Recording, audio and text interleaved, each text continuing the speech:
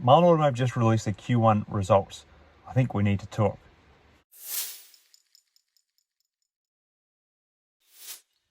Here in my garage, just bought this new Lamborghini here.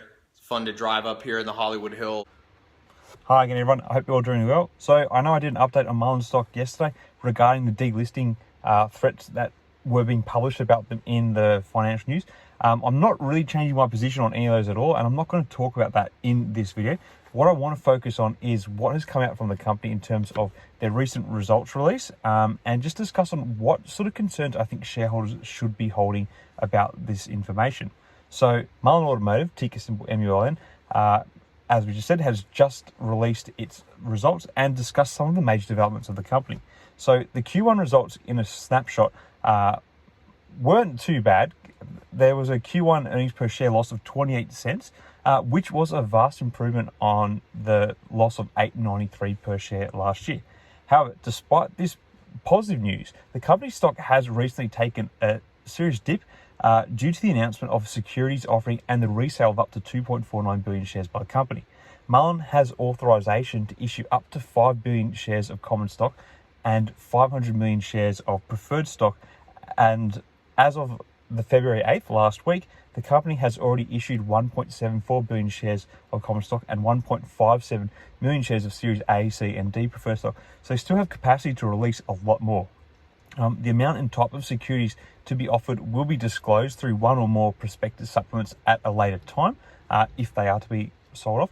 Several notable shareholders such as Bollinger CEO Robert Bollinger, Esousa Holdings, and Acuitas Capital will be participating in the current resale. Bollinger is actually eligible to resell up to 51 million shares, which represents the entirety of the stake.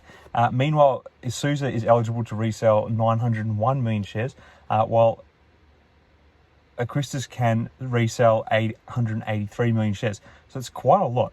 The dilution caused by Esousa and Acuitas converting their securities into common stock will be very highly dilutive for Mullen stock, resulting in more shares flooding the market. Mullen has acknowledged this in a filing stating that the additional shares of our authorized stock available for issuance may be issued at times and under circumstances so as to have a dilutive effect on earnings per share and on the equity ownership of the holders of our common stock. Looking ahead, Mullen's objective is to move their commercial vehicles from product development to production, including the necessary steps of completing certification. Retail production of the Mullen 5 and Bollinger B1 and B2 are planned to be in their Mishawaka, Indiana facility, while the commercial vehicles are planned to be assembled and manufactured in the Tonka, Mississippi facility. The current plan is to start production of the Mullen 5 in the fourth quarter of 2024 and the first quarter of 2025. Bollinger B4's start of production is planned for the first quarter of 2024. So there's a couple of delays there, but still things are on track. So that's the summary of the major developments. Now, as for concerns I think shareholders should have about what's going on at the moment, shareholders of Mullen Automotive have some concerns about the recent developments in the company. One key issue is the dilution of shares resulting from the securities offering and the resale of up to 2.49 billion shares.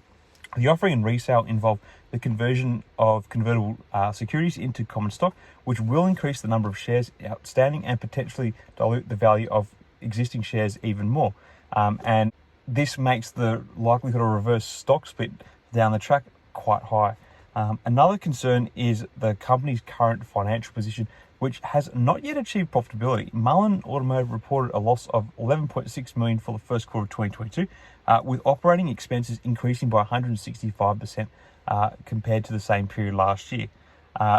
Now, this isn't totally surprising as they get ready to ramp up for production. This means operating expenses do start to increase, so it's not totally surprising. The company, however, also has a significant amount of debt, which was increased in 2020 to finance the acquisition of Net Element. So while their expenses are going up, so is the pile of debt that they hold. Investors may also have concerns about the company's production outlook, as Mullen Automotive has faced delays in bringing its vehicles to market. While the company has announced plans to start production of the Mullen 5 in quarter 4 of 2024 and the first quarter of 2025, and the Bollinger B4 in the first quarter of 2024, it remains to be seen whether the company can meet these timelines and achieve commercial success, or if there's going to be further delays down the track, all of which spell more pain for shareholders. So overall, shareholders should keep a close eye on the company's financial position, production outlook, and dilution of shares resulting from the securities offering and resale. These factors could have a significant impact on the company's long-term performance and the value of shareholder investments, and I think make the potential of a reverse stock split even more likely, and the resulting effects on shareholder value could be quite severe. It's kind of painting a picture of making me feel quite happy that I have stayed away from this stock. Not that I'm trying to give you guys investing advice on this, but it's kind of like, while there's some good things coming, there sounds like there's quite a few high risk events to navigate going forward. Anyway, let me know your thoughts on all this in the comments below. Were you surprised or shocked by the Q1 results? What are your thoughts on this share resale? Do you think it's another betrayal of the board of shareholders? Let me know your thoughts in the comments below. Until next time, everyone, may the markets trade in your favour. Cheers.